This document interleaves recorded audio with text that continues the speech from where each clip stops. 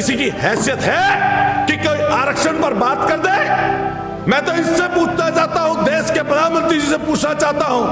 आप बात बाबा साहब अम्बेडकर जी की करते हो। 17 में भी चुनाव लड़ा और फिर 22 में मैं जीता, और ऐसी शक्ति के खिलाफ जीता जहां पर उन लोगों ने सिर्फ हिंदू मुसलमान के अलावा कुछ पढ़ाया ही नहीं। जो लोग दंगे के सूत्रधार हो, जो लोग दंगे के सूत्रधार हो,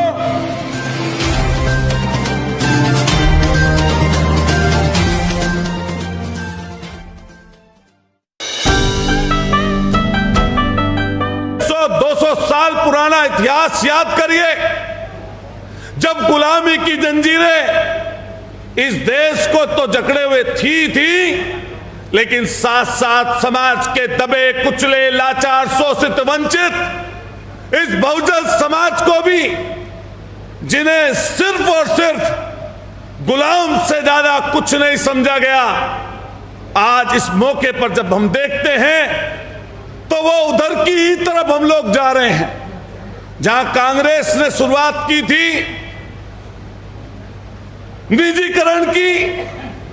आज आते आते तो शायद ही कुछ चीजें ऐसी हैं कि 2024 तक जिंदा रह जाएं। मैं आदरणीय संजय सिंह जी से भी पूछ रहा था कि अभी 1 या 2 दिन पहले जब सदन समाप्त हुआ तो 2020 इलेक्ट्रिसिटी बिल क्या है, पूरी बात नहीं सुन पाया, क्योंकि मैंने कुछ जाना उसमें समझा था जैसा कि 2020 इलेक्ट्रिसिटी बिल ये है कि बिजली को निजीकरण में देने का ये बिल है, और साथ साथ जितने भी सार्वजनिक उपक्रम हैं धीरे धीरे उन्हें अपने दोस्तों के हाथों में सौंपने का इनका मन है। अभी जब आरपी सिंह जी बोल रहे थे कि अतुल ने जब शपथ ली तो बाबा साहब के नाम से शपथ ली। मैं अपने आप को गौरवान्वित उस समय समझ रहा था जिस समय सदन में जाने का आदरणीय संजय सिंह जी मौका मिला, लेकिन मैं इससे पहले भी मेरे सदन के बहुत सारे मौजूद लोग यहां पर उपस्थित हैं, गांव के प्रधान और लोग उपस्थित हैं। मैं 2012 में भी चुनाव लड़ा, 17 में भी चुनाव लड़ा और फिर 22 में मैं जीता, और ऐसी शक्ति के खिलाफ जीता जहां पर उन लोगों ने सिर्फ हिंदू मुसलमान के अलावा कुछ पढ़ाया ही नहीं। जो लोग दंगे के सूत्रधार हो, जो लोग दंगे के सूत्रधार हो और जो दबे कुचले लाचार लोगों को लगातार कुचलते हो,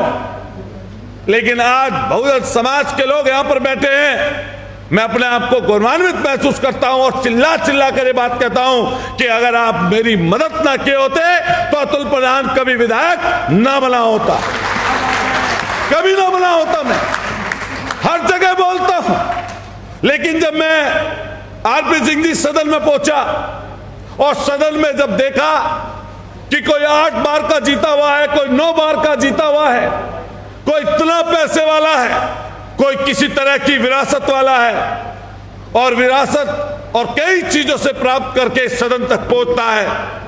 मैंने अपने जीवन की तरफ भी झांक कर देखा और मन में जो भाव आया, मेरी कोई प्लानिंग नहीं थी। 187वें नंबर पर मैंने शपथ ली थी और मुझसे पहले तमाम जिलों के लोग शपथ ले चुके थे, जिनमें कई लोग ऐसे थे जो बाबा साहब द्वारा संविधान के आरक्षण के द्वारा ही बनकर उस सदन में पहुंचे थे,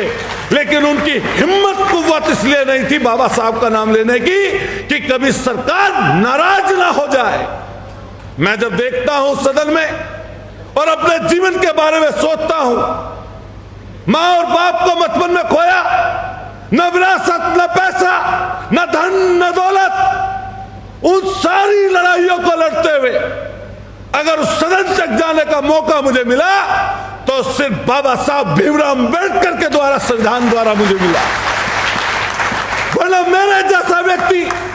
कभी उस सदन का सदस्य ना होता, कभी मैं सदस्य नहीं बन सकता था। और जब एकाएक मैं मंच की तरफ पहुंचा, शपथ ली, तो मैंने गर्व से ये बात कही, जय भीम। गर्व से बात कही, जय भीम जय भारत। मैंने उस समय क्या देखता हूं, जो लोग 52 साल तक अपने मुख्यालय पर झंडा न फहराए हों, जो सिर्फ और सिर्फ जबान पर वोटों के लालच की वजह से बाबा साहब का नाम बोलते हो, जैसे ही मैंने जय भीम बोला तो उस सदन में उत्तर प्रदेश के मुख्यमंत्री मौजूद थे। उस सदन में तमाम वो लोग मौजूद थे जो अपने आप को तथाकथित अंबेडकरवादी कहते हैं। जैसे ही जय भीम का उद्घोष किया तो मैंने उनको हंसते हुए देखा,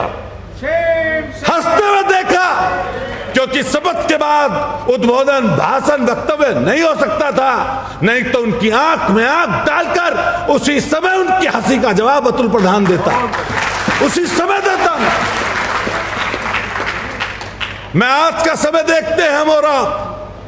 किधर की तरफ जा रहे हैं। मैं तो धन्यवाद देना चाहता हूं, साधुवाद देना चाहता हूं आदरणीय आरपी सिंह जी को और इस बैठी हुई जमात को, जो इस सरकार की आंखों में आंख डालकर समाज के दबे कुचले, लाचार, शोषित, वंचित और गरीब वर्ग की बातों को उठाने का काम कर रहे हैं। अधिकतर लोग तो डर गए हैं, सहम गए हैं, कहीं ईडी ना पहुंच जाए, कहीं इनकम टैक्स का अधिकारी रेड ना कर दे, कहीं आपके यहां अभी जैसा कि बोल के गए पूर्व सांसद जी, कहीं एनआईए ना पहुंच जाए, आतंकवादी घोषित ना कर दे। तो मैंने सदन में कई लोगों को देखा, जब बोला करते हैं आदरणीय संजय सिंह जी, कभी भी कोई व्यक्ति वक्तव्य देता है, कोई भाषण देता है, अगर डर जाएगा तो शब्द खा जाएगा, और अगर शब्द खा जाएगा तो चीजें पूरी नहीं बोल पाएगा। दो चीजें बल्कि तीन चीजें, डर और लालच, किसी की जबान से निकले वाले शब्दों को रोक देते हैं। अगर डर जाता है व्यक्ति तो नहीं बोल पाता पूरी बात, और अगर लालच में आ जाए, अगर लालच हो जाए तब भी नहीं बोल पाता। आजकल अधिकतर लोग ऐसे ही हो गए हैं, ना बोल पाते, ना कह पाते, ना उस चीज को आगे लेकर जाना चाहते। मैं तो आरपी सिंह जी से कहूंगा, भाई मारे वालों का ज्यादा बुरा हाल हो रहा है इस मामले में, जो दो बात कही है। और जितने लोग यहां पर बैठे हैं, मैं देख रहा था आज जब मेरठ से निकल कर आया तो भाजपा के होर्डिंग पोस्टरों से शहर पटे रहते हैं आजकल, काफी माल है, उसमें तो अडानी की जरूरत भी नहीं पड़ती। असीम अरुण आ रहे थे, पूर्व आईपीएस मंत्री हैं, मैंने देखा उनका व्यवहार सदन में सौम्य है, लेकिन कभी कभी चर्चा होती है कई लोगों से, अन्य अन्य लोगों से, तो मैं सोचता हूं कि इस आरएसएस रूपी जो ये तमाम चीजें सामने दिखाई देती हैं, जिन्होंने षड्यंत्र के तहत सारे आरक्षण को पहले ही बर्बाद कर दिया, पहले ही कुचल दिया, आज उनकी हिम्मत नहीं है किसी व्यक्ति की कि भाजपा में रहते हुए कभी आरक्षण की कोई बात कर दे। क्या ये बात सही है, गलत है, कोई बता दे बात? क्या भाजपा में रहते हुए किसी की हैसियत है कि कोई आरक्षण पर बात कर दे? मैं तो इससे पूछना चाहता हूं, देश के प्रधानमंत्री जी से पूछना चाहता हूं, आप बात बाबा साहब अम्बेडकर जी की करते हो, उनके ऑडिटोरियम की करते हो, तमाम तरह की चर्चाएं करना चाहते हो, तो जबान से नाम